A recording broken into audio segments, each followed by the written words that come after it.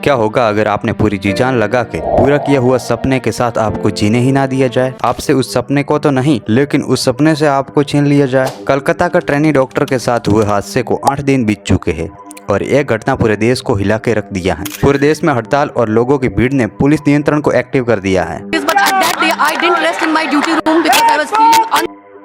आइए जानते हैं इस केस फाइल से जुड़ी पूरी जानकारी। 9 अगस्त की रात के करीब 1 बजे आर्चिकार मेडिकल कॉलेज एंड हॉस्पिटल में वेस्ट बंगाल के कोलकाता की 31 वर्षीय डॉक्टर मोमिता देबनाथ ने 36 घंटे की हॉस्पिटल ड्यूटी के बाद हॉस्पिटल के सेमिनार हॉल में सो जाती है।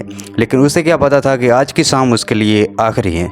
रात को 4 बजते हैं और संजय रॉय नामक एक दरिंदा हॉस्पिटल में घुसता है, मोमिता के पास जाता है और अपना हिंसक रूप ले लेता है। ट्रेनी डॉक्टर की आंख खुल जाती है और वह उसे रोकने का पूरा प्रयास करती है, लेकिन संजय रॉय उस पर हावी होता गया। आरोपी ने पीड़िता को चुप कराने के लिए सारी हदें पार कर दी। चश्मे पे पंच मारा, जिनसे उसके कांच के पीसेस आंख के अंदर घुस गए, रिंग फिंगर को उल्टा मरोड़ दिया और अपनी हैवानियत दिखाता हुआ रेप करने लगा। रेप करने के बाद मुंह पे रखे हाथ गले तक पहुंच गए और गले को इतना जोर से दबाया कि पेल्विक बोन्ड और कलर बोन्ड दोनों टूट गए। रिपोर्ट के अनुसार तो जीभ पे भी कट मिले हैं और गाल और लिप्स पे बाइट थे। जांघों पर चीरे कर दिए गए थे। बहुत फोर्स के साथ टांगे फैलाने से हिप बोन्ड भी टूट गया था, जिससे वजाइना से बहुत खून बह चुका था। दरिंदे ने यहाँ तक ब्लड के टुकड़े को भी प्राइवेट पार्ट में डाल दिया था। आप सोच सकते हैं कि कितनी हैवानियत भरी होगी उस इंसान में। कांग्रेस समर्थक फ्रुजा त्रिपाठी ये बताते हैं कि ना ही उस दिन उसने छोटे कपड़े पहने थे और ना ही बॉयफ्रेंड के साथ कहीं घूमने गई थी।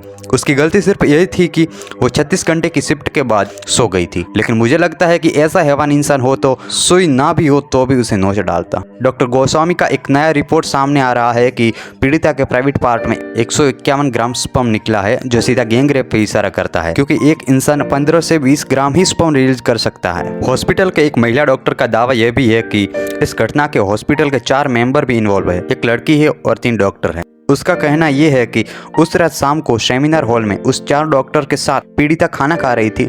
उस दरमियान उस लड़की से पीड़िता की कोई बहस हो गई और उस पीड़िता को उसने धमकी भी दी थी। उस रात सेमिनार हॉल में कोई नहीं आया था।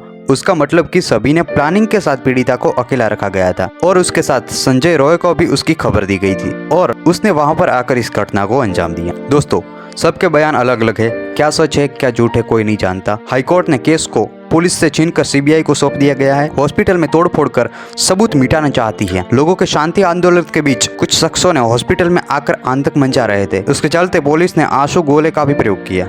लोगों ने बताया कि सरकार भी कुछ लोगों को बचाना चाहती है। संजय रॉय की सांस बताती है कि ये काम इस अकेले का नहीं हो सकता, उसमें बहुत लोग शामिल हो सकते हैं। आपको लगता है कि संजय इस तरह की घिनौनी हरकत जो अस्पताल में हुआ वो कर सकता है?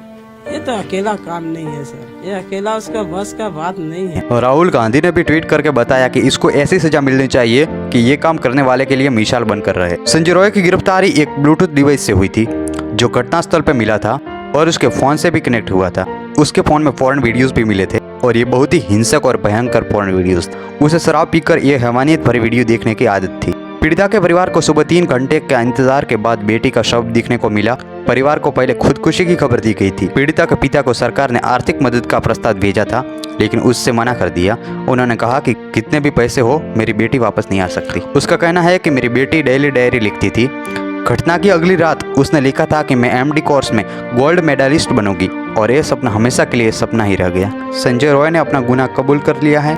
पीड़िता के घर के बाहर हाई सिक्योरिटी तैनात की गई है। कई क्रिएटर और बॉलीवुड एक्टर जैसे मुनव्वर फारूकी, आयुष्मान खुराना, अनुपम खेर, ऋतिक रोशन, आलिया भट्ट, करीना कपूर, प्रियंका चोपड़ा ने भी अपनी नाराजगी व्यक्त की। हम सब भगवान से डॉक्टर मोमिता की दुखद घटना के लिए प्रार्थना करते हैं और आगे ऐसी बहन बेटी के साथ ना हो ऐसी कामना करते हैं। कोई ना, कभी कभी हालत इंसान को इतना विचलित करता है कि उसे भनक तक नहीं होती कि आगे उसके साथ क्या होगा। हम सब उम्मीद करते हैं कि संजय रॉय और इस घटना से जुड़े हुए सभी आरोपी को कड़ी से कड़ी सजा मिले और इस बहन को न्याय मिले। जय हिंद, जय भारत। उम्मीद करता हूँ कि आपको वीडियो अच्छी लगी होगी। ऐसे ही नई अपडेट के लिए हमारे चैनल को सब्सक्राइब करें।